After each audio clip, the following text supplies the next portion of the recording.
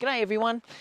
Recently I got contacted by a company that asked me if I'd like to review this CineEye.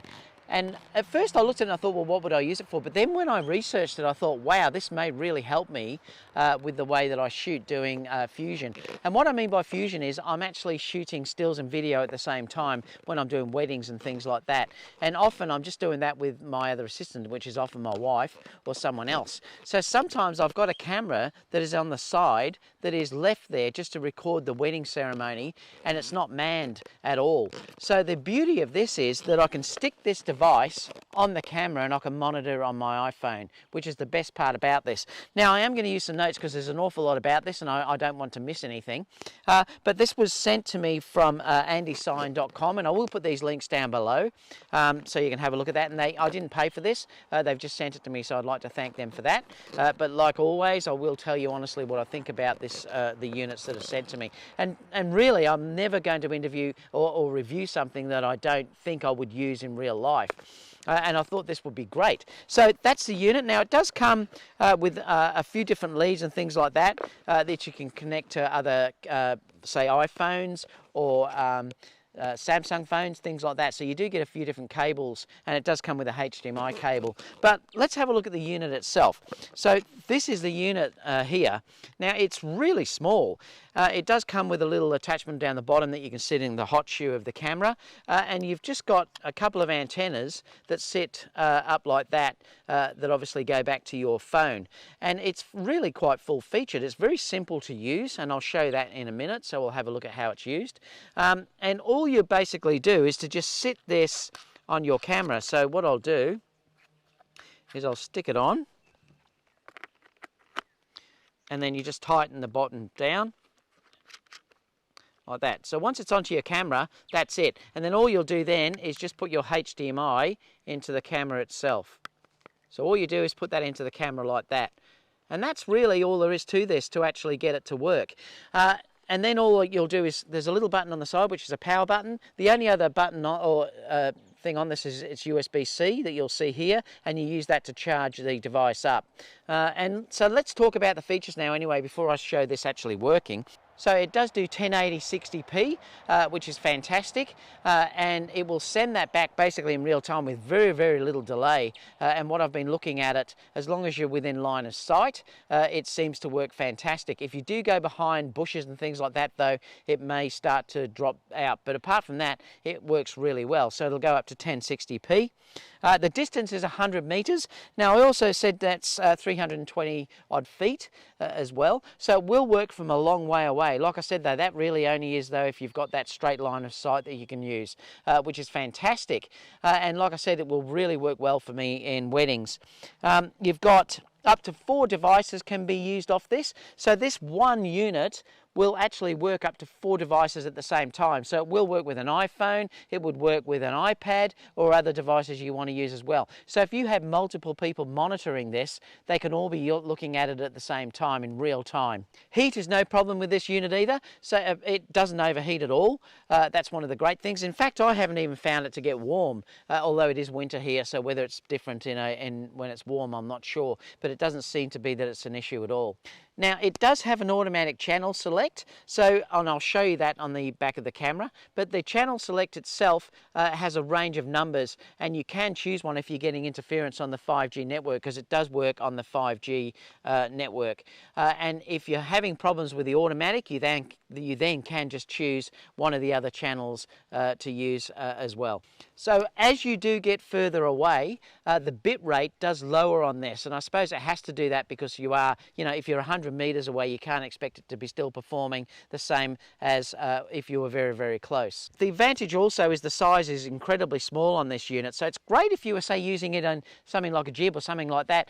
Even on a pole, if you've got your camera on a pole, you can see what's going on because you can see it in the iPhone as well. So that's also a great feature. So if you're putting your camera somewhere where it's just not accessible to get to, this system will really make a difference to the way that you can work. Now let's look at the software itself, and we'll look at how that works. So I've turned the unit on, and I just have to make sure that the camera is on, and then I'm going to launch the app. So if we launch the app through here, I've got it sitting inside this section here. It's the ASUN app.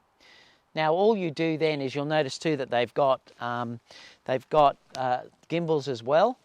I want to make sure that I'm just using this unit, which is the 5G wireless unit. Now if I click into here, the first thing you do is you just go into Wi-Fi setup.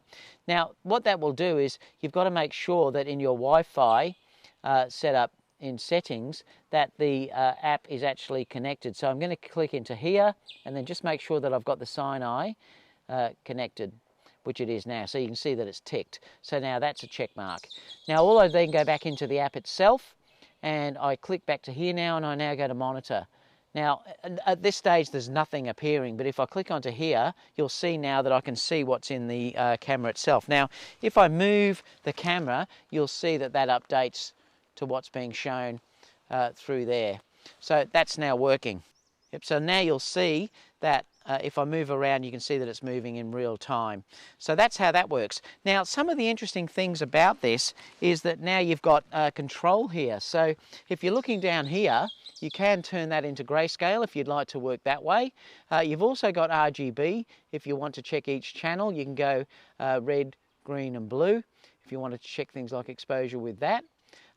Also, you can click focus. Now, that will show you your focus peaking. So if you're in manual focus peaking, whatever is in red through here will be what's in focus. And then obviously you can change the strength of that as well. So if you have, say, someone doing the focus pulling or something like that, this is going to be really amazing. You can even change the color of that focus peaking as well. And it seems to be really accurate.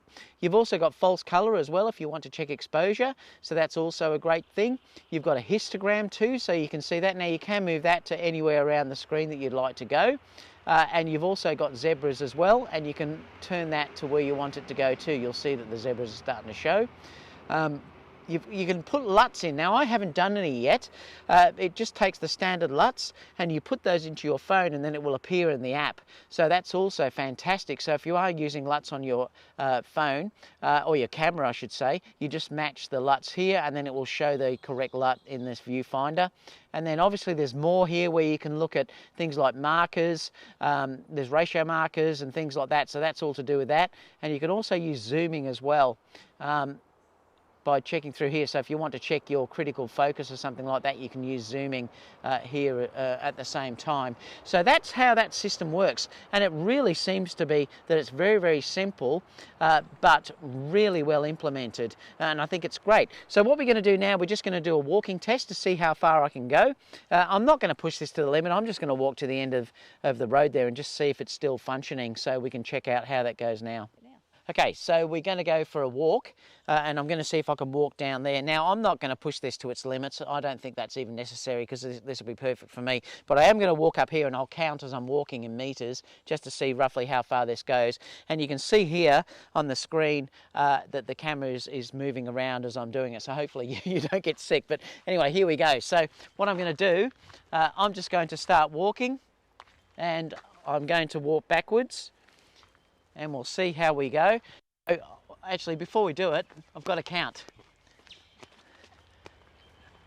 I'm just going to start walking and I'll walk to the fence there. Kerry will tell me if the signal goes. So Kerry, can you watch that monitor? All right, so we're walking away. Now I'm just going to go to this fence. So 1, 2,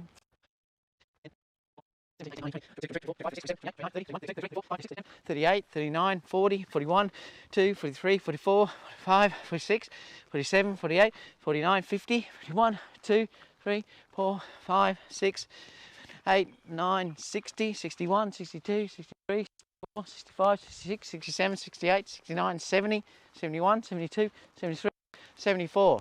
Is that still working? Well, that's showing you that's 74 meters. And you can see Kerry, if I record here,